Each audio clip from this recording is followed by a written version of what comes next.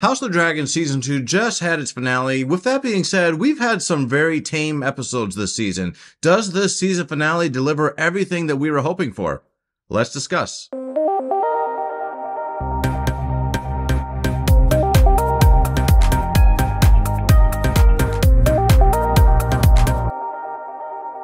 It should go without saying that this is going to be a full spoiler video because this is a reaction to an episode. Hence, I saw the episode. If you haven't seen the episode, come back after you have. This has to be one of the most subdued season finales I've seen in the Game of Thrones universe. On Game of Thrones, typically episode 9 was like a big epic thing, and then episode 10 would be a little bit dealing with the consequences of that episode. This season only had 8 episodes, so with the same logic that Game of Thrones followed, you would expect that episode 7 would have been the awesome epic episode. However, that is not the case. That episode was very much a filler, stagnant episode. So wait, does that mean that this episode is a big, awesome, spectacular action fest? No, it is not. In fact, it highlights a problem that I pointed out a couple videos ago.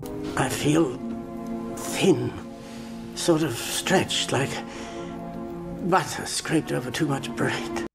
I am 100% positive that this is the reason that not only this finale was very tame, but the season in general. So with that in mind, what are the noteworthy things that happened in this season finale? Larys takes King Aegon and runs. Apparently he wants to go live happily ever after, and then come back after the city has burnt and reclaim the ashes. It's a noble plan, and I am very curious, again, why is Larys so interested in seeing King Aegon return to the throne? Why does he care so much about him? Is it because he sees him now as a fellow cripple? That could really be it. I did find it quite satisfying when he pointed out to Aegon that Aemon will probably try to kill you again. This confirms that Aegon and Larys both know what is plainly obvious. Aemon wanted to kill him. That might not have been in the original plans because he wasn't planning on his brother showing up on his dragon, but as soon as he did, that was the plan. Speaking of old One Eye, he's trying to force his sister Helena to jump on the back of her dragon and join his fight. But this girl doesn't want anything to do with combat. She is a peaceful spirit. She likes her dragon, but she wants to, pet her dragon's hair.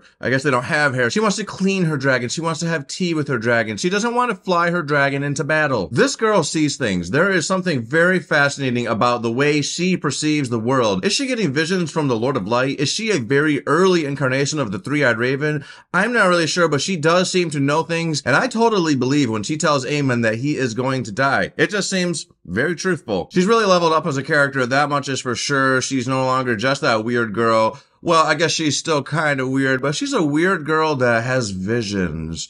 And that makes her interesting, right? Daemon's story has been very strange this season, and it got even stranger in this finale. After spending an entire season having nightmares and visions, he's finally had a random heel turn and decided that Rhaenyra is the true ruler. This came courtesy of some tree blood that was full of exposition and visions. There's not a lot to say about this mess other than it just really makes it confirm that Daemon's story this season has been a huge letdown. They really sidelined his character and they wasted his time and his potential. Is that how George had it in the book, or is it, like I said, they are spreading the story paper thin? We see our new dragon riders. One of them is frankly quite a pig and has no table manners, and Jace really cannot stand to dine with these low-born, scummy, filthy gutter rats. Honestly, Jace's anger towards having people who are low-born eating at his table with him was probably my favorite part of this season finale.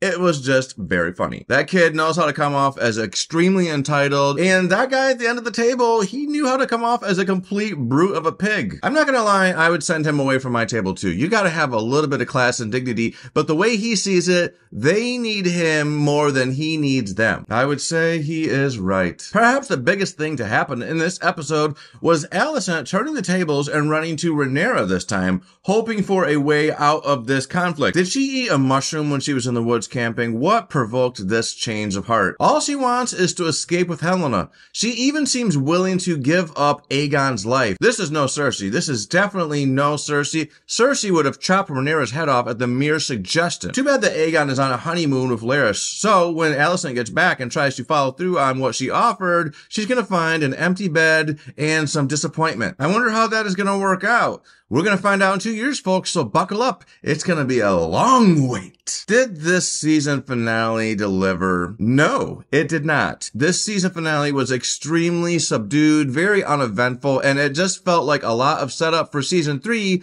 even though this entire season felt like setup for this finale. So where's the big payoff? We're not getting it until season 3, and that is extremely disappointing. Even worse is I got up and I made popcorn so that I could truly enjoy this finale, because I thought, okay, after all these previous episodes, this has got to be a true blockbuster popcorn spectacle. So I sat there, I made my popcorn, I started eating my popcorn, and then I realized, wow, these are really interesting conversations, but where's the explosions? And I'm by no means an action junkie. I am by no means someone that needs a lot of action explosions. I don't even like the Fast and Furious movies because they're so over the top and ridiculous.